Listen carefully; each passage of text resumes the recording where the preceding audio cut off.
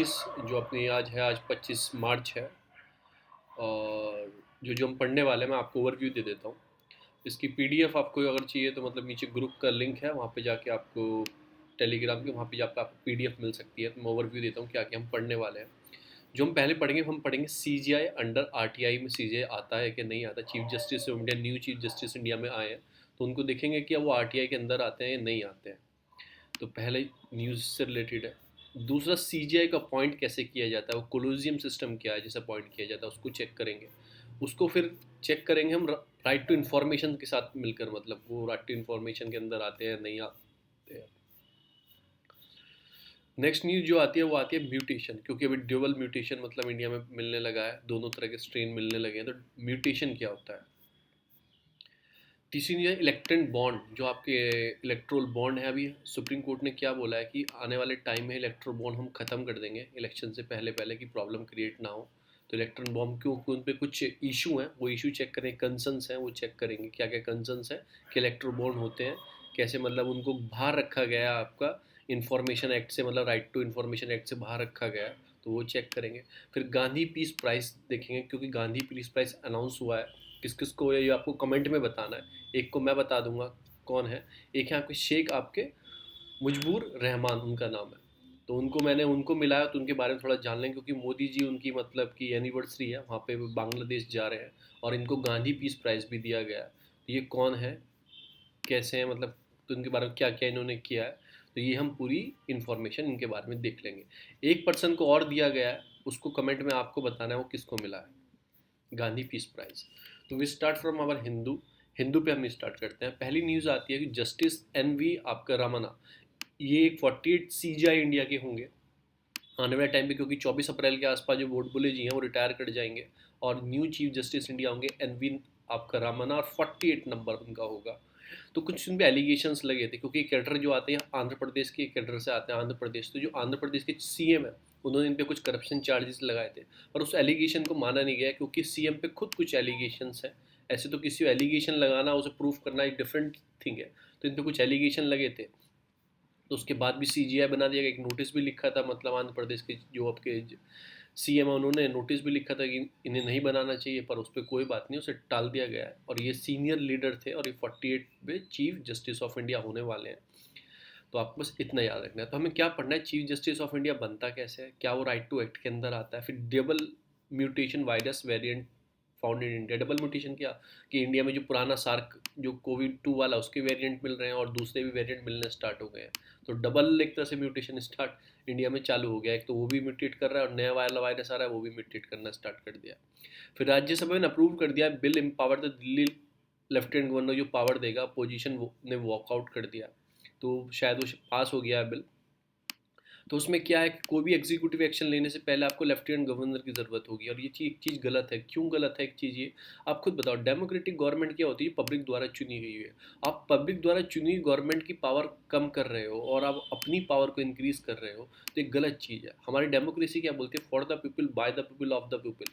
You are neglecting the democracy, ठीक है ना। With the help of parliament you are neglecting democracy. कल के दिन को आप क्या करेंगे, जो हमारे एमपीज होंगे उनकी कोई बात नहीं मानी जाएगी, आप ऐसा बिल लेके आ जाएंगे, ठीक है। जो मन करेगा पीएम को ज़्यादा पावर देंगे, पीएम अपने मतलब एग्जीक्यूटिव एक्शन से कोई चीज़ कर सकता है, तो गलत चीज़ है ना। तो डेमोक्रेसी किस बात की रहेगी।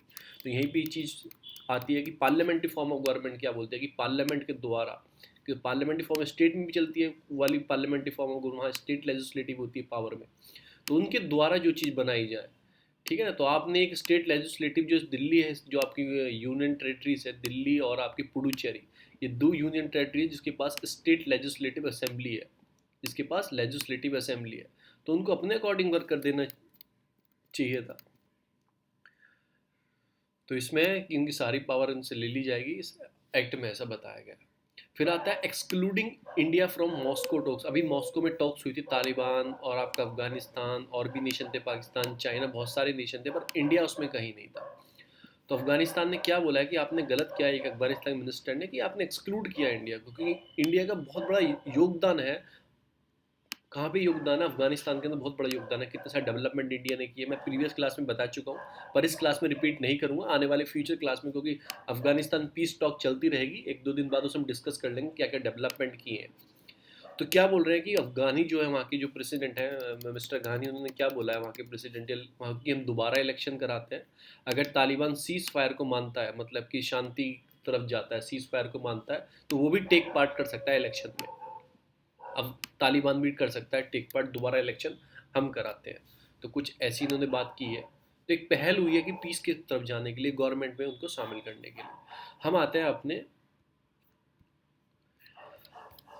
नोट्स पर। जो पहली आती है सीजीआई अंडर आरटीआई एक्ट में आते हैं कि सुप्रीम कोर्ट ने ऐसा वर्डिक्ट सुना दिया है कि जो CGI chief justice of India is a public authority, ये पब्लिक अथॉरिटी है and public authority should be come in the RTI act 2005। जो आपका आरटीआई एक्ट है 2005, उसके अंदर वो आएंगे। ऐसा कब हुआ था? जब रंजन गोगोई जब सीजीआई थे, उनके टाइम पे 5 जज बेंच बनी थी, कॉन्स्टिट्यूशन बेंच।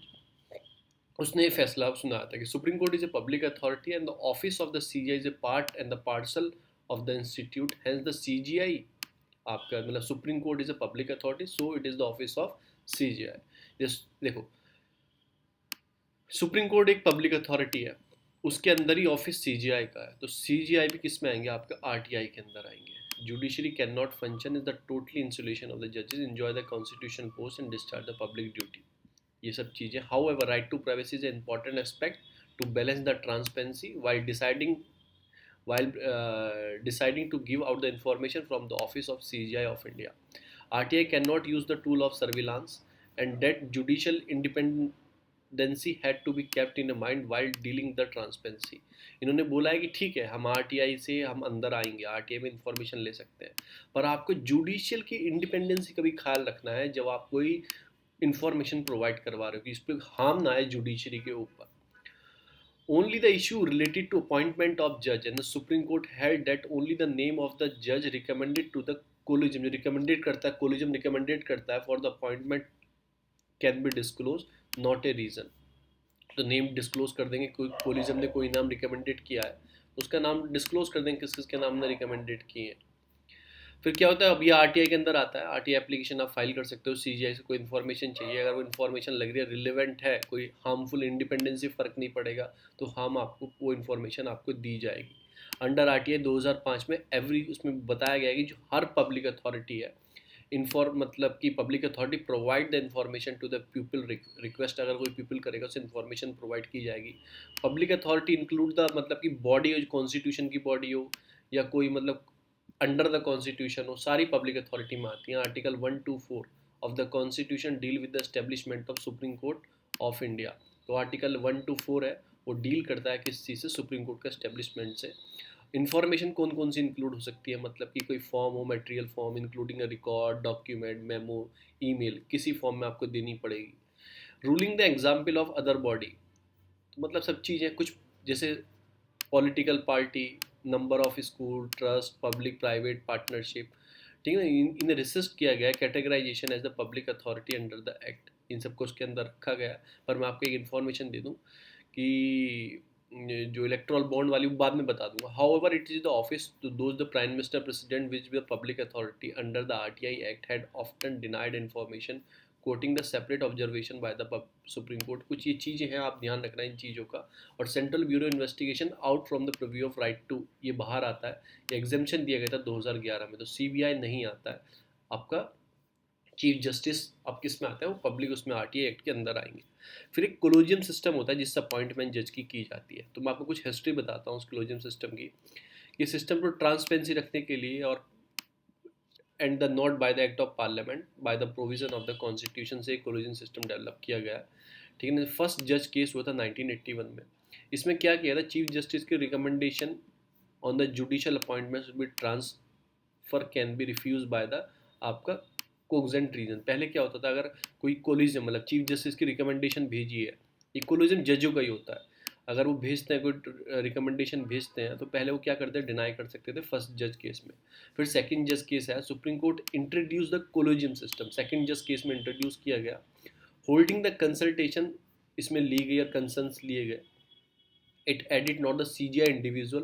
पहले क्या होता था, फर्स्ट में क्या होता था, सीजीआई इंडिविजुअल रिकमेंडेशन भेजते थे। जैसे बोर्ड बोले जी हैं, ये रिकमेंडेशन भेजेंगे कि जो आपके रामानंद जी हैं इनको चीफ जस्टिस बना दिया जाए, और फिर वो रिकमेंडेशन को मान लिया जाता था। अब जो होगा सेकंड में क्या बोला गया, वो इंडिविजुअली नहीं भेजेंगे, उनके साथ 2 सीनियर मोस्ट जज भी रहेंगे सुप्रीम कोर्ट के, वो तीनों मिलके जो बात होगी, जो मेजर वोटिंग होगी, जो 2 वोट जिसे मिल जाएंगे उसके रिकमेंडेशन वो भेज देंगे, इनको चीफ जस्टिस बना दिया जाए। अब 3 में कमी थी, 1998 में इन्होंने और बढ़ा दिए, ठीक है ना। President refer the expand the collegium, इन्होंने बड़ा कर दिया, 5 मेंबर बॉडी होने लगी, ठीक है ना। तो उसमें क्या कौन होता था, एक चीफ जस्टिस खुद होंगे बोर्ड वाले, जो 4 सीनियर मोस्ट जज होंगे, वो बैठ के फैसला करेंगे किस किस का नाम रेफर करना है। तो ऐसे कोलिजम 3 वाला चलता है कि मतलब कौन सा चलता है, 4+1 वाला चलता है, 4 उसमें सीनियर जज होंगे और एक उसमें आपका चीफ जस्टिस ऑफ इंडिया होंगे जो ऑलरेडी है। तो कोलिजम हेड कौन करता है, सीजे ऑफ कोर्स वही सबसे बड़े जज है, और 4 ऑफ द सीनियर मोस्ट जज के साथ इसमें मिलकर बैठ की जाती है। High court collegium is the lead by the chief justice and the 4 senior most justice of that court. कोई हाई कोर्ट में चीफ जस्टिस बनाना है, चीफ जस्टिस हाई कोर्ट का, तो उसमें हाई कोर्ट के होते हैं सीनियर मोस्ट, तो हाई कोर्ट का हाई कोर्ट के हिसाब से चलता है। तो government only after approval by the CJ and supreme court collegium, जब गवर्नमेंट के पास नाम जाता है अपॉइंटमेंट के लिए, तो वो पहले मतलब रिकमेंडेशन की सीजीआई की, और जो कोलिजियम उसकी रिकमेंडेशन जाती है। Government have rule to only after the name to deciding by the collegium. तो गवर्नमेंट जो नाम डिसाइड किए हैं उसके बाद ही गवर्नमेंट का रोल स्टार्ट होता है कि हाँ ठीक है। Government role to limited to getting the मतलब की inquiry conducted by intelligence bureau if the lawyer elevated जज of high court of the supreme court. कोई ऐसी इंक्वायरी नहीं कर सकते, इंटेलिजेंस ब्यूरो से कोई इंक्वायरी नहीं करा सकते, क्योंकि वो एक रिकमेंडेशन भेजी है। Also raise objection but if there collegium are the reiterate the same name, कोई ऑब्जेक्शन है, दोबारा वो नाम वापस आ गया, फिर कोलिजन ने फिर दोबारा नाम भेज दिया, तो वो नेम आपको मानना ही पड़ेगा, बाउंड होगा, मतलब कि वो आपको करना ही पड़ेगा। प्रोसीजर क्या है, वेरियस जुडिशियल अपॉइंटमेंट, जैसे फोर्स सीजीआई कैसे अपॉइंटमेंट होता है, प्रेसिडेंट ऑफ इंडिया इसको अपॉइंट करते हैं, एंड अदर सुप्रीम कोर्ट जज को अपॉइंट कौन करते हैं, आपको president of India. For CGI is the concern the out going CGI recommended the successor. मैंने क्या बोला कि पहले जो जाने वाले सीजीआई वुड बोली जाने वाले हैं वो रिकमेंडेड कर देते हैं जो आने वाले सीजीआई हैं। रिस्ट्रिक्टेड इन सीनियोरिटी, अभी तो सीनियोरिटी बेसिस पे चल रहा है वैसे, पर फिर भी मतलब कोई एक्सेप्शन रहे तो मतलब सीनियर को हटा के उससे छोटे को भी बना दिया जाता है, ऐसा हुआ है कई बार। फॉर अदर जज of supreme court proposal initiated by the CGI, कोई मतलब प्रपोजल हो, कोई जज हो, आपको सुप्रीम कोर्ट में कोई और जज लेके आना है, तो उसका प्रपोजल कौन भेजेगा, उसका प्रपोजल भेजता है आपका CJI. Consult with rest of the collegium, वो भी उसमें भी कोलिजम से वो डिस्कस करेगा किसको हमें सुप्रीम कोर्ट में लेके आना है, हाई कोर्ट से किसको जज बनाना है, ठीक है ना। Consultation must be record in opinion the written, वो ओपिनियन जो होगा रिटन में होगा और फाइल के अंदर जाएगा। The collegium send to the recommendation to the law minister भेजा जाएगा, who can be forward to the prime minister and advice. Prime minister advice किसे करेगा, प्रेसिडेंट को करेगा कि इन्हें जज बना दिया जाए। Chief justice of high court कैसे बनते हैं, जो chief justice of high court होता है appointed as per the policy having the chief justice from the outside the respective state. ये चीफ जस्टिस हाई कोर्ट का होगा, appoint as per the policy having the chief justice from outside the respective state.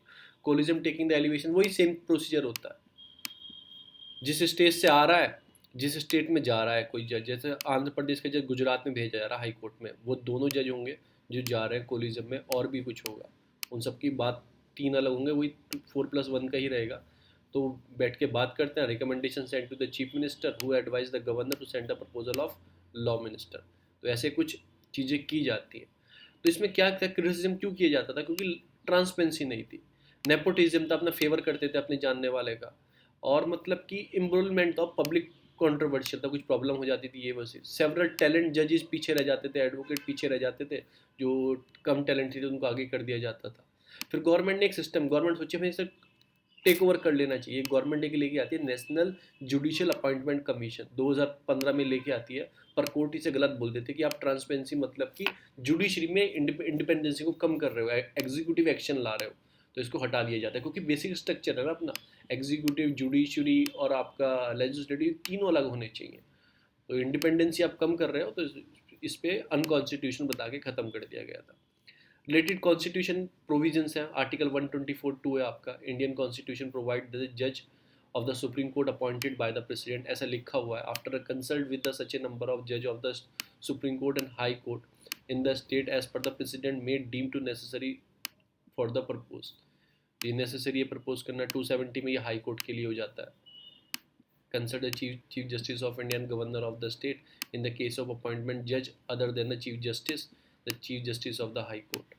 वैसे आप याद रखना, आप book पढ़ सकते हैं। कुछ चीज़ें हमें can not be time frame में नहीं होता, एक permanent independent body institution process को करना चाहिए एक तरह से, judicially primacy but not a judicial executively. ये कुछ चीज़ें आपके वे फॉरवर्ड में लिखती हैं।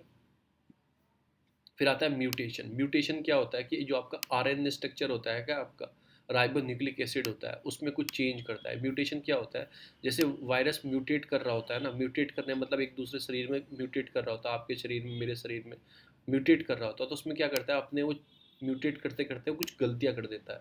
उस गलतियों से क्या होता है, वायरस का कुछ आरएनए स्ट्रक्चर चेंज हो जाता है, तो उससे क्या होता है, कोई नया वायरस की फॉर्म में आ जाती है।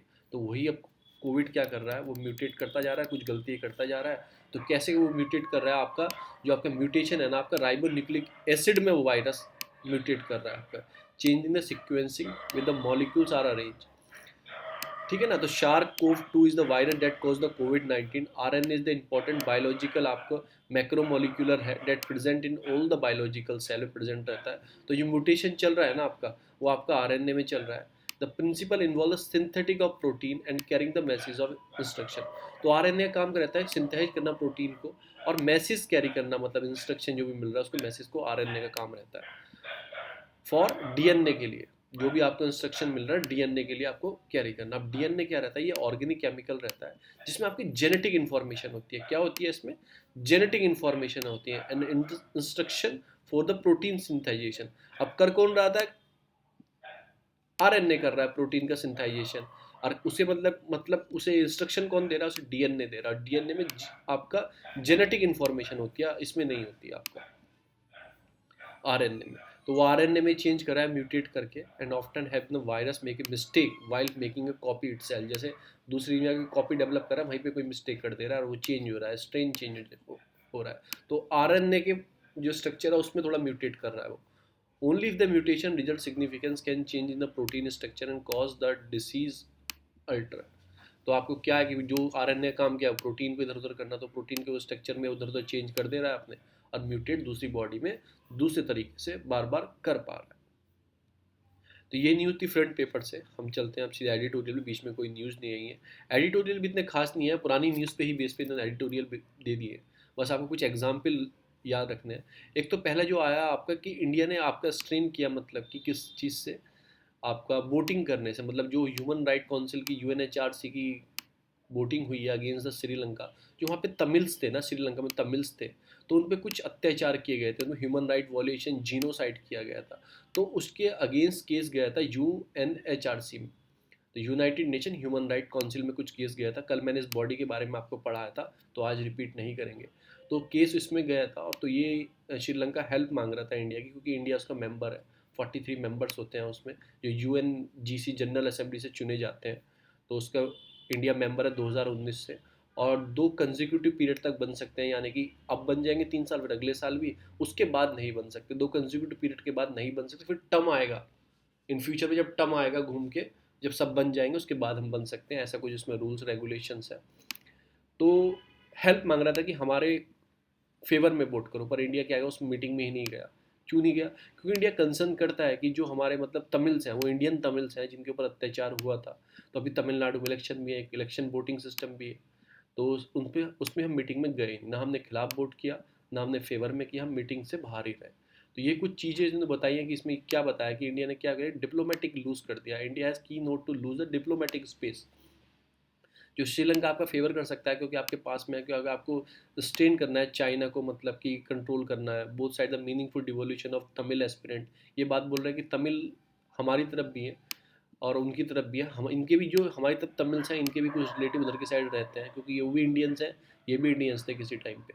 तो एक तरह से तमिलनाडु में इलेक्शंस हैं और हम उस चीज़ को ऊपर नहीं लेना चाहते थे, और हमने कहीं ना कहीं फेवर किया है कि इन्फ्लुएंस जो चाइना का, इससे बोल रहा है, क्या बोल रहा होता, इस चीज़ से करने से जो चाइना को इन्फ्लुएंस वो ज़्यादा कर सकता है श्रीलंका, बस। तो आपको कहीं लिखने के लिए आए तो आप एक पॉइंट उस पर मैंशन कर सकते हो, और बैलेंस करने के लिए वो तमिल का एग्जाम्पल दे सकते हो, क्योंकि वो भी तमिलनाडु का ही पार्ट थे, कभी तमिलनाडु के ही तमिल्स हैं। ठीक है, और हम ह्यूमन राइट को वायलेशन होता है कहीं, हम उसके फेवर में नहीं जा सकते। जो बात है वो तो हुई है, तो हुई है, इतनी आर्टिकल बोल रहा है। Tamil Nadu distinct growth path in the present, मतलब सारा मतलब क्या है, ये आर्टिकल क्या आ रहा है, मतलब कि अभी इलेक्शन है तो उसी के ऊपर बात की। मैंने इतना क्यों फोकस किया क्योंकि इसमें कुछ बात की गई है। जैसे आपका फॉर इंस्टेंट आपका हिमाचल प्रदेश है, केरला है और तमिलनाडु है। इसमें क्या है कि ह्यूमन डेवलपमेंट बहुत ऊपर है। आपका हेल्थ का इंफ्रास्ट्रक्चर, आपका एजुकेशन का, आपका और चीज सब चीज़ों का इंफ्रास्ट्रक्चर बहुत बढ़िया है। बट ये इकोनॉमिकली इतने डेवलप नहीं है एज़ कम्पेयर टू गुजरात और महाराष्ट्र। इतने डेवलप नहीं है, और गुजरात महाराष्ट्र में ये ह्यूमन वेल बींग है बहुत नीचे है, और वो इतने डेवलप है।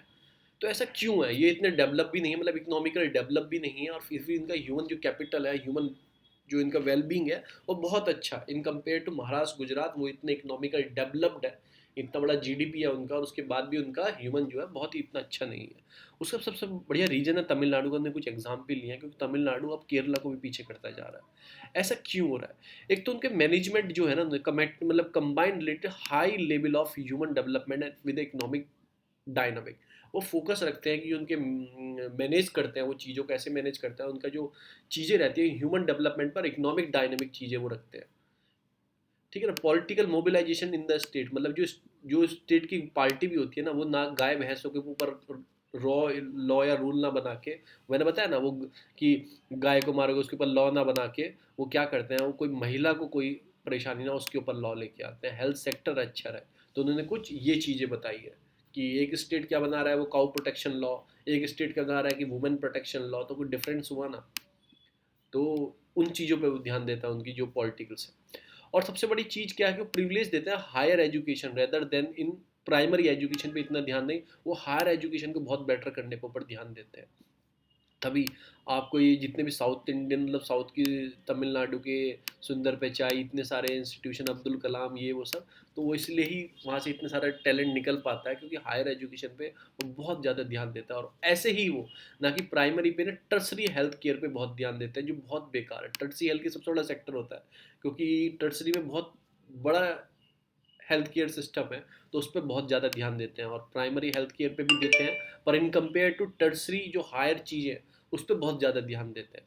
और वो ग्रेजुअली ऐसा करते आ रहे हैं 1950 से, उनकी मतलब कि प्राइमरी एजुकेशन पे भी फोकस, और 1950 से ग्रेजुअली ऐसा करते आ रहे हैं।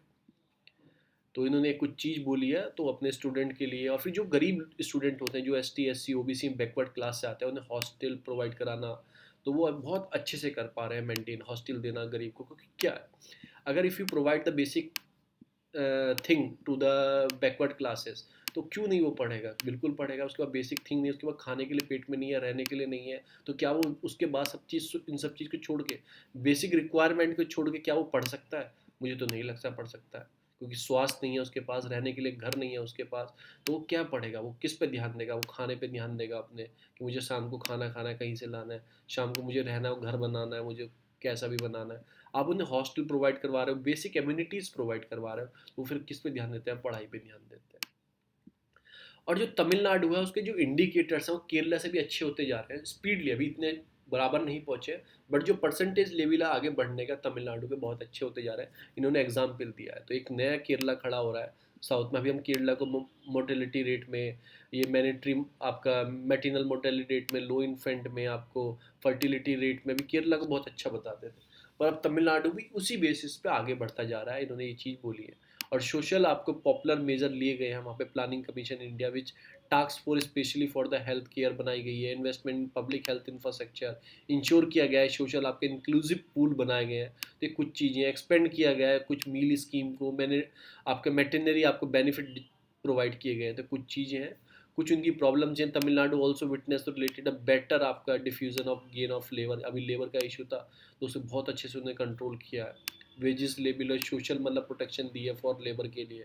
Possible party due to the better आपको मतलब कि unionisation all the due welfare incentive outside the work of place, help to enhance the मतलब गेनिंग पावर। मतलब जो पॉलिटिकल पार्टीज हैं, चाहे फेव मतलब अपोजिशन हो, चाहे मतलब कि दोनों पार्टी एक तरह से साथ मिलकर काम करती है जब कोई ह्यूमन डेवलपमेंट का इशू आता है, ये नहीं कि फेवर करती है।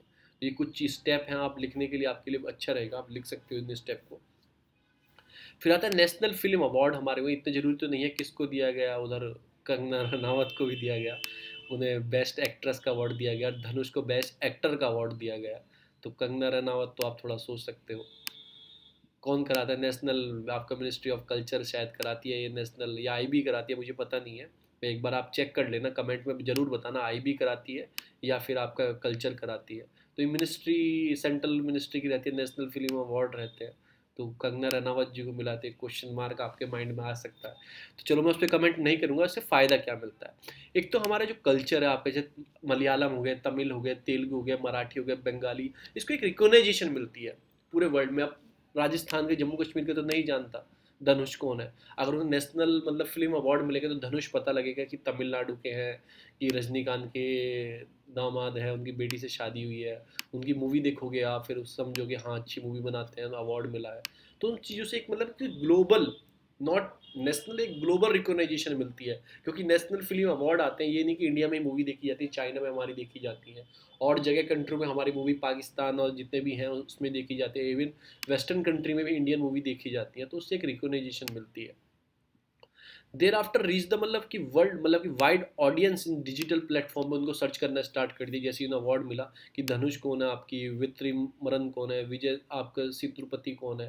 तो एक रिकोगनाइजेशन मिलती है कि तमिल सिनेमा के ये कुछ एक्टर्स हैं, और आपका अपने कल्चर के बारे में, अपनी लैंग्वेज के बारे में मतलब कि जान के गर्व ही होता है वहाँ के लोगों को कि तमिल, किसी को नेशनल अवार्ड मिला है, वो तमिल के मिला है। तो एक गर्व होता है, और वो क्या होता है फिर एक कंपटीशन बढ़ता है कि उन्हें गर्व, मलयालम बोलेंगे हम अच्छी मूवी बनाएंगे, तो एक उसके बाद फिर वो एक कंपटीशन भी क्रिएट हो जाता है। और जो फिल्म इंडस्ट्री है ना अपनी, अपने इंडिया की, really enjoy the place in the sun. National award should be identity help to winning the film find to wider audience. मतलब जो फिल्म है कुछ अच्छी चीज़ दिखा रही है, आपने उस अच्छी चीज़ को कोई नोटिस, अच्छा क्या नाम, कोई फिल्म है जैसे मैं आपकी न्यूटन आई थी, वो एक वोटिंग सिस्टम को एक ट्राइबल एरिया में बढ़ाने के लिए बनाई गई थी। अगर उस फिल्म को कोई अवार्ड देते तो एक उसकी मतलब कि वाइड जो आपके ऑडियंस है उसमें उसकी न्यूज़ जाएगी, ज़्यादा लोग उसे देखेंगे, और एक लोगों के दिमाग में एक सोशल चेंज स्कीम आएगी। जैसे आपके अंशुमान खुराना है, मतलब कि वो एक सोशल चेंज पे मूवी बनाते हैं। अगर उनकी मूवी को कोई मतलब कि आपको नेशनल अवार्ड दिया जाएगा तो लोग ज़्यादा देखते हैं उस मूवी को, देखते हैं ऐसा क्यों मिला, क्या है इस मूवी के अंदर। तो उससे एक सोशल अवेयरनेस प्रोग्राम भी चलते हैं, हेल्प मिल सकती है। तो कुछ ये है कि आर्ट एंड अवार्ड। फिर जो दूसरी स्कीम आती है वो आता है आपका डिमनिस डेमोक्रेसी। ये ऐसा क्यों बोल रहा है कि हमारी डेमोक्रेसी डिमनिस कैसे हो रही है, तो इसमें कुछ इशू बताए जो हमारे पास एक दो साल से चल रहे हैं कि डेमोक्रेसी डिमनिस क्यों हो रही है। तो वो मैं आपको इशू बता देता हूँ। अभी यूनाइटेड नेशन बेस्ड एक फ्रीडम हाउस ने, एक Sweden, Freedom House and Sweden based V Dem Institute, इन्होंने मतलब कि एक एनुअली रिपोर्ट दी है। किसने? United State based Freedom House and Sweden based V Dem Institute. तो याद रखना, इन्होंने एक मतलब कि एनुअल रिपोर्ट दी है डेमोक्रेसी के ऊपर। जो इंडिया की डेमोक्रेसी है वो डाउनग्रेड हुई है। ऐसा क्यों हुआ है? एक तो फार्मर का इशू है, मैं आपको इशू बता रहा हूँ कि फ्रीडम को कर्टेल किया जा रहा है। और भी लिख सकते हो, फ्रीलांसर वर्कर जो है आपके, कि मतलब कि जो पत्रकार हैं उनको भी मतलब कि कर्टेल किया जा रहा है। यूएपीए राइट टू, मतलब जो आपका राइट टू 19 आपका right to freedom of expression है, स्पीच एंड एक्सप्रेशन, उसको डाउनग्रेड किया जा रहा है। तो ऐसा कुछ इशू भी उठे। यूनाइटेड किंग जो यूके की आपकी पार्लियामेंट है उसके अंदर बात उठी थी कि फार्मर का जीनोसाइड ये वो सब हो रहा है। फिर आप इंटरनेशनल बेसिस पे आप मेंशन कर सकते हो गीता थनबर्ग का, फिर वो एक सिंगर है उनका, उन्होंने कमेंट किया था इंडिया के अगेंस्ट। इवन इवन मियाँ खलीफा ने भी कमेंट किया था। तो एक तरह से डाउनग्रेड हो रही है हमारी डेमोक्रेसी। Very small section. फिर क्या हुआ, फिर उसके ऊपर जब ये सब पार्लियामेंट में स्टार्ट हुआ, यूके की, कनाडा की, यूएस की पार्लियामेंट फार्मर के साथ गलत हो रहा है, तो फिर हमारे जो एक्सटर्नल अफेयर मिनिस्टर है वो आगे आते हैं, बोलते हैं कि very small section of farmer is the part of India. कि बहुत, जो इंडिया का बहुत स्मॉल सेक्शन वहाँ पे उन प्रोटेस्ट पे बैठा हुआ है और बाकी हमारे फेवर में है, ऐसा इन्होंने बोला। फिर कुछ और भी चीज़ें हैं, कुछ अच्छी चीज़ें भी ग्लोब फेवर कर रहा है कि हमारी सिचुएशन, वो क्या है? जैसे जो बचा के रखे हुए है, जो कोविड की आप वैक्सीन डेवलप कर रहे हो, डिफरेंट डिफरेंट कंट्री को सप्लाई कर रहे हो, तो एक अच्छी इमेज भी इससे थोड़ी बचा के रखी हुई है अपनी, जो वैक्सीनाइजेशन से। और दूसरी चीज़ क्या, कश्मीर इशू भी उन्होंने मेंशन किया। कश्मीर इशू भी एक बहुत बड़ा इशू है, इतने साल महीने तक बिगेस्ट, जो लोग मतलब कि आपका ब्रॉडबैंड मतलब कनेक्शन इंटरनेट को शट डाउन किया गया सबसे ज़्यादा, मतलब सबसे लंबे टाइम तक कश्मीर में ही किया गया। और फिर राइट विंग मतलब कि लार्ज, मतलब कि right wing member of European parliament, जो आपकी यूरोपियन पार्लियामेंट वहाँ के मेंबर भी देखने आए थे क्या है, क्या प्रॉब्लम है। तो कोई इंटरनेशनल रिकोगनाइजेशन जाती है तो वो कहीं ना कहीं असर डालती है इंडिया की डेमोक्रेसी के ऊपर। तो यही सारे इशू ही बताए मैंने आपको, 2-3 इशू जो इस रिपोर्ट के अंदर आया वो मैंने आपको बता दें, ये बिल्कुल नहीं पढ़ेंगे, पार्टिकल है। और ये क्या बोल रहे हैं, मतलब ये कुछ नहीं बोल रहे, नीति आयोग से उन्हें सजेशन दिया है कि जो आपका कोविड-19 है वो एयर वेयर से नहीं, वो वाटर से भी फैल रहा है, इतना भी याद हो, पानी से भी फैल रहा है। ऐसा किस में पाया गया है, जो आपका मतलब कि इंग्लैंड, वेल्स और स्कॉटलैंड में सेवरल वाटर बॉडीज सैंपल को टेस्ट किया गया, were founded that carry the trace of SARS CoV 2। तो एक ये भी याद रखो, नीति आयोग को सजेशन दिया है कि जो आपके वाटर बॉडीज़ हैं इन सब चीज़ों को उनका भी थोड़ा ध्यान रखा जाए। ऐसे सैंपल कलेक्ट किए गए हैं आपके इंग्लैंड, वेल्स और स्कॉटलैंड में। ये सारी जो इंग्लैंड, वेल्स और स्कॉटलैंड ये किसकी हैं, यूके बनाती है, यूके। तो इन सबको यहाँ से सैंपल कलेक्ट किए गए हैं और वहाँ से पता लगा है कि ये शाविड जो आपका कोविड है ये सीवेज अक्रॉस द मतलब कि चीज़ों में भी फैल रहा है, मतलब इन सब चीज़ों से भी कैरी कर रहे हैं उसके अंदर भी, पानी के अंदर भी। बस इतना याद रखना, लिखने के लिए आएगा तो ये हम नहीं पढ़ेंगे क्या अडानी वडानी को क्या दिया गया है।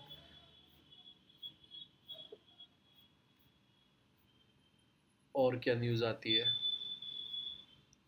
केसेस बढ़ रहे हैं भाई, बी सेफ, अपने घर में रहो। और ये न्यूज़ आती है कि चंद्रयान 3 लॉन्च करेंगे 2022 तक, ऐसा आपके बोल सकते हैं, चंद्रयान 3 2022 तक लॉन्च करेंगे। फिर ये पीएम विजिट टू आपका आपका मुजिब, आपका mausoleum during the trip in the Bangladesh. तो जो आपके आपके मोदी जी अब बांग्लादेश जा रहे हैं, जो आपके मुजिबुर रहमान जी हैं, मतलब शेख आपका रमन जी हैं, उनकी मतलब कि 100वीं, मैंने बताया ना 100वीं उनकी वो है 2021 में। तो वहाँ पे वो क्या विजिट कर रहे हैं, कहाँ पे विजिट करेंगे, वो बांग्लादेश जाएंगे, उनकी कोई स्मारक होगा वहाँ पे वो जाएंगे, तो उनके बारे में हम पढ़ेंगे। उन्हें अभी गांधी पीस प्राइज़ अवार्ड दिया गया है। और चाइना मतलब कि lashes out for US and EU. ये racism inequality on America got EU and hypocrisy, कुछ नहीं, हमारे कुछ काम का नहीं है। तालिबान की प्रेसिडेंट ने मैंने आपको प्रपोजल रख दिया कि न्यू इलेक्शन हम कराएंगे, दोनों उसमें तालिबान अगर सीज फायर करता है, दोनों उसमें अफगानिस्तान गवर्नमेंट और तालिबान दोनों मिलकर पार्ट करेंगे, अगर जो जीतता है वही गवर्नमेंट फॉर्म कर लेगा। फिर चाइल्ड हबीबो आपको याद रखना है, एक तरह से मतलब कि ऑफिस अटैक। जो चाइल्ड आपकी हबीबो मतलब कि एक मैगजीन है जो बनाती है आपकी, कहाँ पे है ये, पेरिस में, आपको फ्रांस के अंदर ये मैगजीन डेवलप कर दिया है इसने, मतलब कि कुछ जो मोहम्मद उनके प्रॉफिट मोहम्मद साहब उनके कुछ इमेजेस बना दिए थे इन्होंने, तो इन पे कई बार हमला हो चुका है। तो चाइल्ड आपकी हेब्दो कहाँ से रिलेटेड है, ये आपका एक मैगजीन ग्रुप है, कहाँ का है ये, आपका फ्रांस का। स्विस कैनाल ब्लॉक हो गया था, क्यों, एक सैंडस्ट्रोम आ गया था, एक तो पतली सी नैरो है और वो ब्लॉक हो गया था, तो सैंडस्ट्रोम, सैंडस्ट्रोम क्यों, इजिप्ट में पड़ता है, अब इजिप्ट से पूरा सहारा डेजर्ट है, तो एक तरीके से पूरा ब्लॉक हो गया था।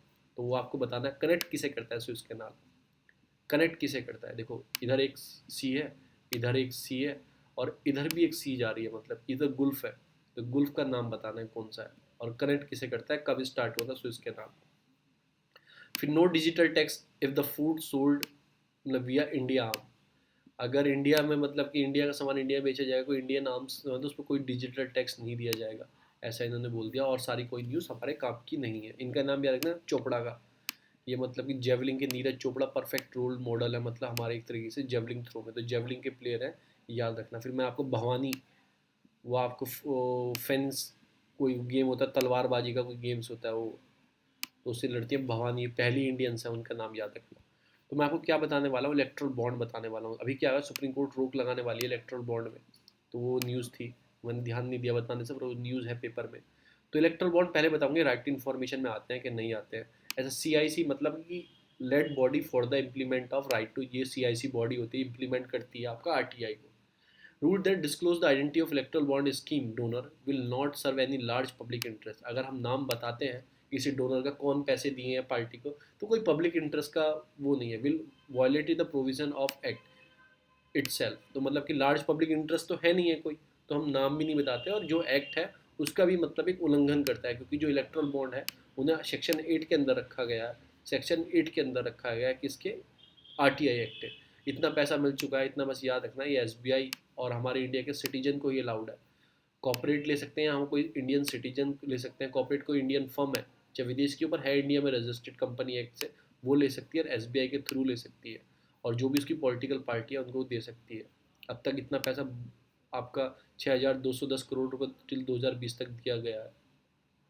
और मैंने कुछ की प्रोविजन सेक्शन 8 बताया, वो क्या करता है, वो एग्जेम्प्ट करता है कोई पब्लिक अथॉरिटी को इन्फॉर्मेशन देने से।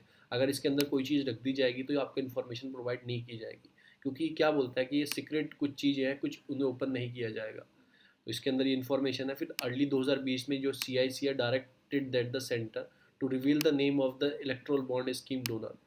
तो ऐसे कुछ चीज़ें होती, फिर who want to the identify the remain confidential, तो इनकी आइडेंटिटी रिमेन कॉन्फिडेंशियल रखी जाएगी। 2019 में सुप्रीम कोर्ट इसमें इशू उठा चुका है कि आप जो इलेक्शन कमीशन को पब्लिक के मद्दों पर इलेक्शन कमीशन के सामने सबमिट करो, क्योंकि फ्रीडम ऑफ पॉलिटिकल इन्फॉर्मेशन एक फ्रीडम है आपकी पॉलिटिकल इन्फॉर्मेशन की, ये प्रिंसिपल है सेक्शन 198 के अंदर आता है आर्टिकल। सुप्रीम कोर्ट ने इसमें फिर ब्लैक मनी मनी का इशू था। अभी क्या होता है, जो कॉर्पोरेट सेक्टर है वो लास्ट 3 साल में कितना कमाता है, उसका प्रॉफिट का 7.5% ही वो दे सकता है। किसको दे सकता है, पॉलिटिकल पार्टीज को दे सकता है।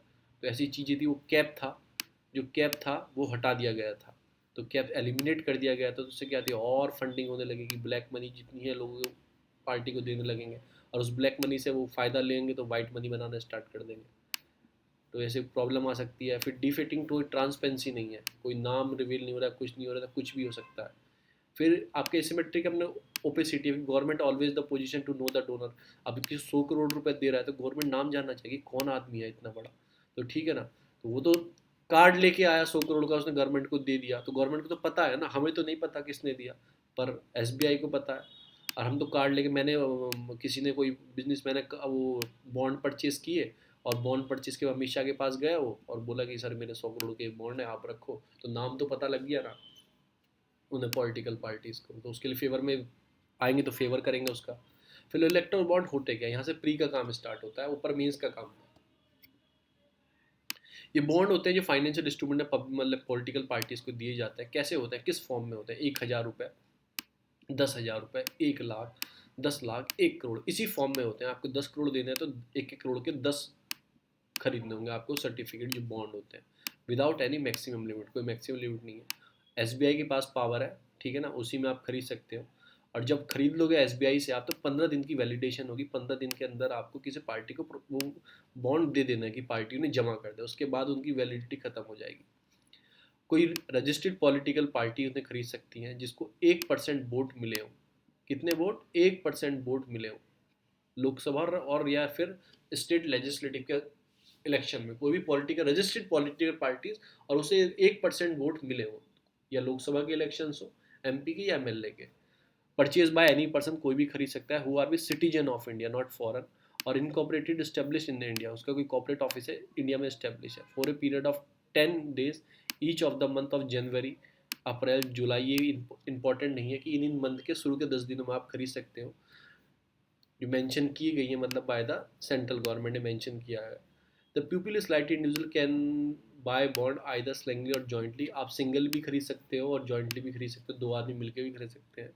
बोर्ड डोनर का नेम तो मेंशन ही नहीं होता है उनके ऊपर, तो कुछ ये चीज़ है। फिर आपको इन्फॉर्मेशन कमीशन के बारे में बताना चाहता हूँ।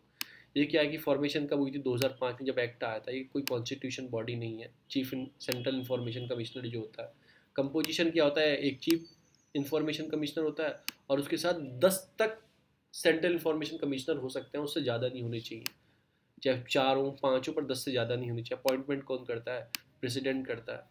कमेटी है, कोई रिकमेंडेशन नाम भेजती है, कौन किसकी होती है, प्राइम मिनिस्टर होते हैं, लीडर ऑफ पोजीशन होता है, यूनियन कैबिनेट मिनिस्टर होते हैं, जिसको प्रेसिडेंट बनाते हैं। 3 मेंबर की कमेटी होती है, ये नाम भेजती है प्रेसिडेंट के पास और प्रेसिडेंट अपॉइंट करता है।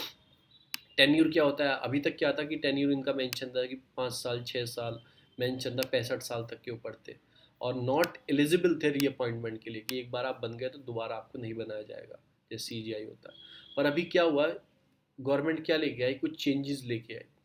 गवर्नमेंट ने क्या कर दिया कि जो उनकी पावर है ना, जो मतलब कि टेन्यूर की पावर है, टर्म्स की पावर है, वो गवर्नमेंट ने हटा दी है। अब वो सेंट्रल गवर्नमेंट प्रिस्क्राइब करेगी कितने दिन की, उन्हें 1 साल तक रखना है, 2 साल तक रखना है। तो आप एक इंडिपेंडेंट बॉडी आपने बनाई, क्योंकि राइट टू इन्फॉर्मेशन एक इंडिपेंडेंट बॉडी होनी चाहिए, और उसकी पावर अब गवर्नमेंट ने अपने अंदर ली। तो गवर्नमेंट ये चीज़ें करती जा रही है, अभी लेफ्टिनेंट गवर्नर को पावर दे रही है, अपनी पावर और इंक्रीज करती जा रही है।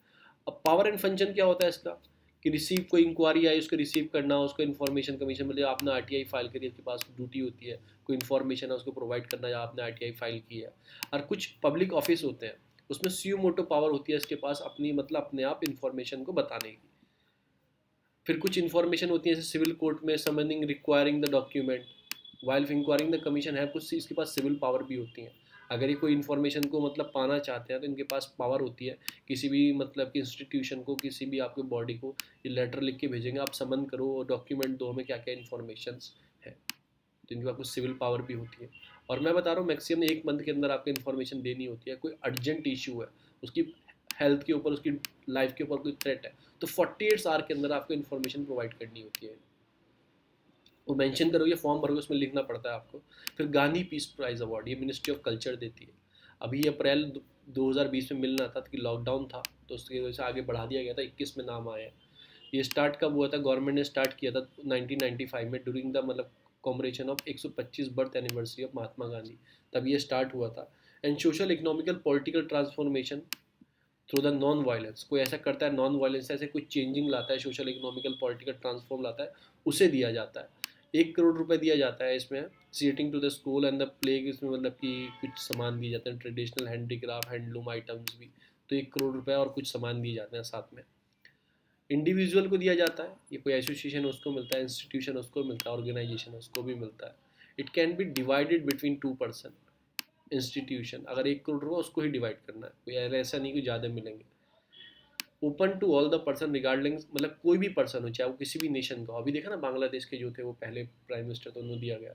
कोई नेशनलिटी हो, क्रीड हो, रेस हो, सेक्स हो, कुछ भी हो, चाहे वो ट्रांसजेंडर को भी दे सकते हैं। उन्होंने काम बशर्त क्या किया हो, कोई ने सोशल इकोनॉमिकल ट्रांसफॉर्मेशन किया हो नॉन वायलेंस से, कि दंगे फसाद से नहीं, शांतिपूर्वक उन्होंने एक बहुत बड़ा चेंज ला दिया, तो उस सब चीज़ को देखते दिया जाता है। प्राइज इज नॉट अवॉर्डेड, मतलब कि आपका posthumous prize is not awarded posthumous. July 2001 Gandhi peace prize awarded for the year 2015, 16, 17, 18 तक के दिए गए थे। अब जो नए आए हैं वो दिए गए हैं। आपको मैं बताऊँ गांधी के बारे में थोड़ी बात बता देता हूँ। करमचंद गांधी था, 2 अक्टूबर को नाम पोरबंदर में गुजरात में इनका जन्म हुआ था। 30 जनवरी 1948 में इनको मतलब गांधी स्मृति न्यू दिल्ली में, ठीक है, डाइड हो गए थे। भव्य स्मृति बनाने की एशियन के नाथूराम गॉडसे ने इन्हें मारा था Birla house during the evening prayer. He was lawyer, politician, social activist, writer, leader of the national movement के लीडर थे, फादर ऑफ द नेशन भी बोला जाता है। Rabindranath Tagore set to him title of Mahatma, Rabindranath Tagore ने इन्हें महात्मा का टाइटल दिया था। Gandhi and his ideology played an important role to liberation of India from the British.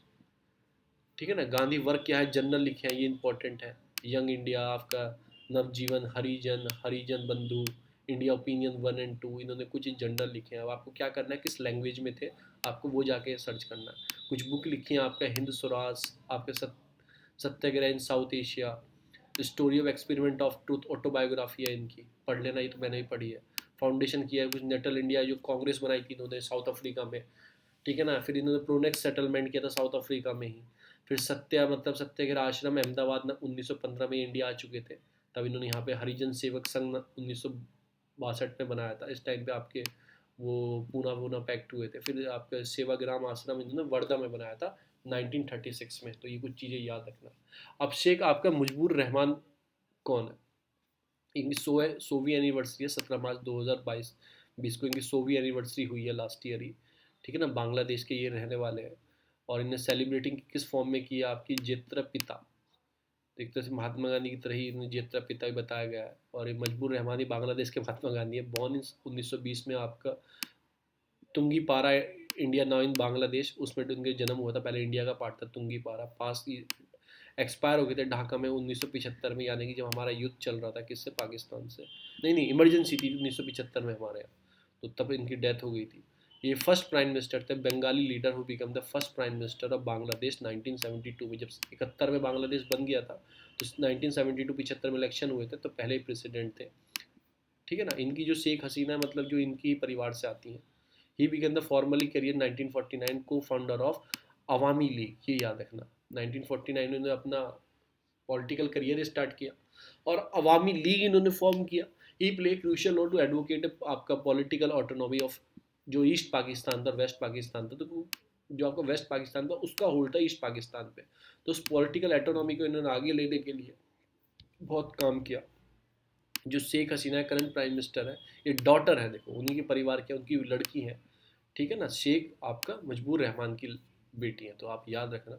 ये कुछ न्यूज़ हैं आज की, यहीं पे हम ख़त्म करते हैं अपना ये। Okay, thank you.